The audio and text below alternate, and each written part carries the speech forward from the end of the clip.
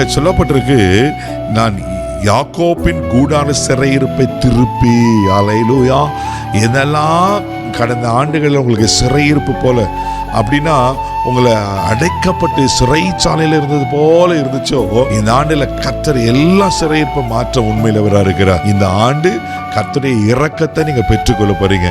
ஒருவேளை கடந்த ஆண்டுல ஆண்டவனுக்கு இரக்கமே செய்யல பிரதர், நான் ரொம்ப ஜெபம் பண்ணேன் அப்படின்னு கடந்த காலத்துல சோர்ந்து போயிருக்கீங்களா? ஆண்டவர் இந்த ஆண்டுல உங்க மேல இரக்கம் வைத்து உங்களுக்கு அற்புதங்களை செய்ய உண்மையில தேவனா இருக்கிறார். 1000 தலைமுறைகளுக்கு இரக்கம் பாராட்டுகிற கர்த்தர் அல்லவா, உங்களுக்கு இரக்கம் செய்யாது இருப்பாரா?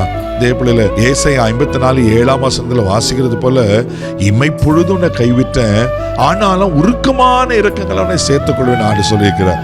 அவருடைய உருக்கமான இரக்கங்கள் இருக்கு. அவர் இரக்கமுள்ள தகப்பன், ஒரு நாளும் உங்களை கைவிட மாட்டார். பயப்படாதீங்க. அவர்கள் சிறையிருப்பை மாற்றுவதற்கு உண்மையில தேவனா இருக்கிறார்.